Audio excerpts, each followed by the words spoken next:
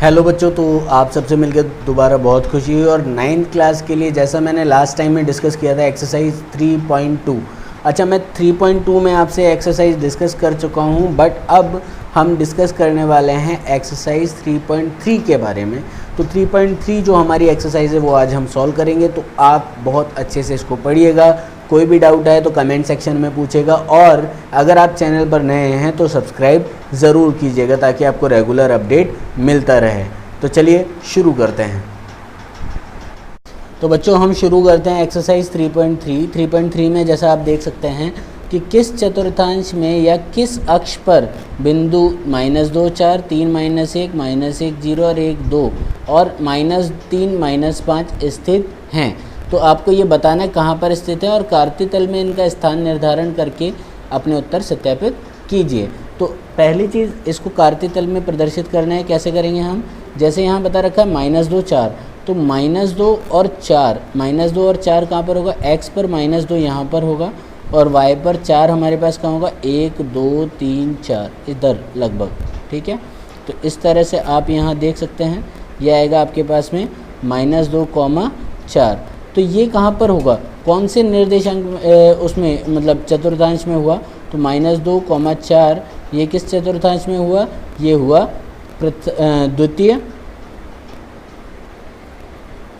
चतुर्थांश में। ठीक है, तो ये कौन से में हुआ? द्वितीय चतुर्थांश। ये सेकंड है, ये फर्स्ट था, ये थर्ड और ये फोर्थ। ठीक है, तो सबका बताना है आपको।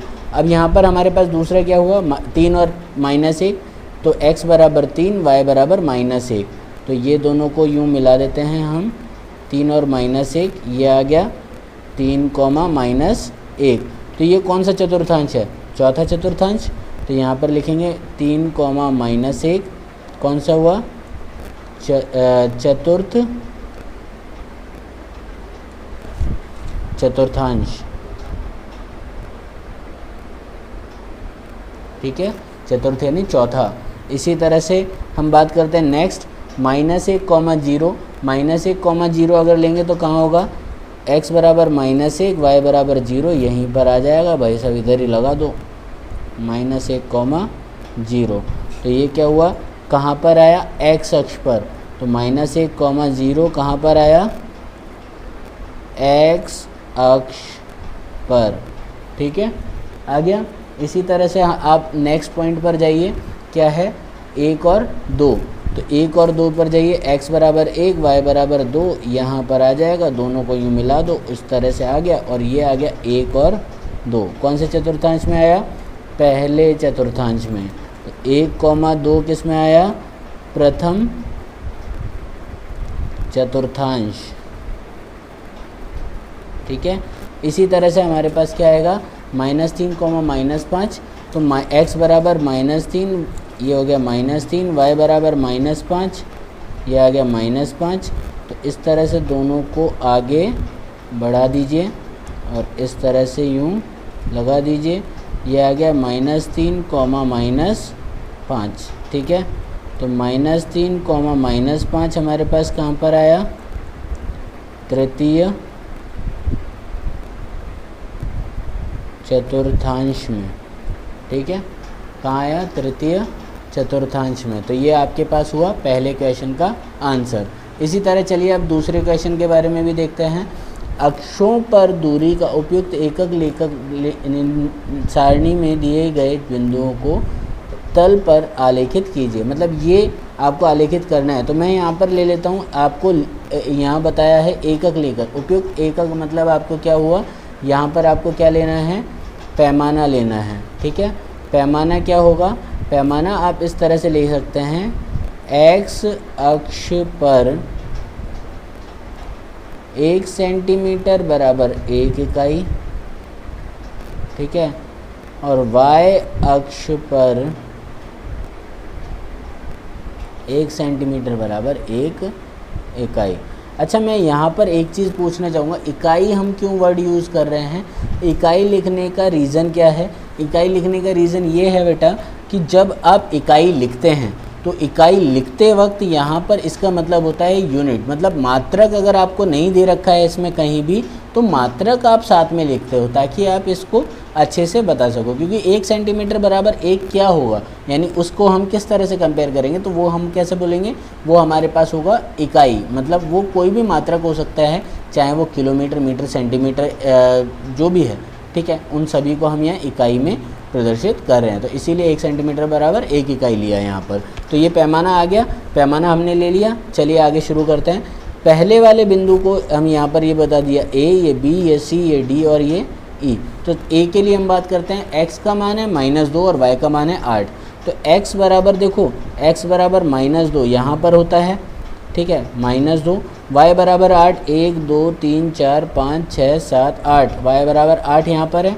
दोनों को जस्ट यहाँ पर यूँ लंब बना दीजिए, इसका यहाँ -2 से यूँ लंब बना दीजिए, इस तरह से ये लंब बन जाएगा। और ये हमारे पास क्या आ जाएगा, ये पॉइंट हमारे पास आएगा -2,8, ठीक है, ये ए बिंदु आ गया। इसी तरह से हमारे पास में दूसरा जो बिंदु है बी, वो क्या है, -1,7, तो -1, एक्स बराबर -1, ठीक है, वाई बराबर 7, 7 यहाँ है, -1 यहाँ है, दोनों को जस्ट यहाँ पर यूँ आलेखित कर दीजिए, यहाँ पर -1 से ये आलेखित कर दीजिए, ये हमारे पास क्या हो जाएगा, ये हो जाएगा -1,7, ठीक है। इसी तरह से c बराबर क्या है, 0 और -1.25, तो x बराबर 0 तो यहाँ पर ही हो गया, और y बराबर क्या हुआ, -1.25, तो एक यहाँ 1.25 इसका चौथा हिस्सा हो गया, तो ये हो गया 0, -1.25, ठीक है, ये हो गया। ये हमारे पास क्या आया, c, तो यहाँ तक आ गया ये b, ये हो गया a, और इस तरह से ये आ गया c। अब d के बारे में बात करते हैं, 1 और 3, तो x बराबर 1 और y बराबर 3, तो यहाँ पर इनको यूँ प्रदर्शित कर देते हैं, ये हो जाएगा हमारे पास में, ठीक है, 1,3, ये हो गया हमारा d। और इसी तरह से हमारे पास e के बारे में बात करें तो x बराबर 3 और y बराबर -1, वो यहाँ पर होगा, तो ये हमारा जो बिंदु होगा इस तरह से ये हो जाएगा हमारे पास में 3 और -1। तो इस तरह से हम इस पूरे के पूरे ग्राफ को बना सकते हैं। और ये सेकंड क्वेश्चन आपका हुआ एक्सरसाइज 3.3 का। तो एक्सरसाइज 3.3 का फर्स्ट क्वेश्चन ये है, एक बार आप इसे स्क्रीन को रोक के और उसके बाद में इसका आंसर देख सकते हैं।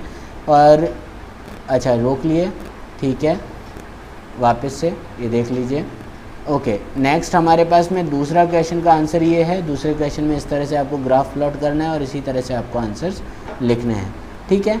चलिए, तो यहाँ तक हुआ आपका आंसर और ये आपके चैप्टर हुआ समाप्त। तो बच्चों, आपने जैसा अभी देखा, आपका जो फर्स्ट मतलब जो थर्ड चैप्टर है उसके दोनों क्वेश्चन यानी 3.3 के दोनों क्वेश्चन मैंने यहाँ सॉल्व करवा दिए हैं। होप सो आपको पूरा वीडियो अच्छे से समझ में आया होगा।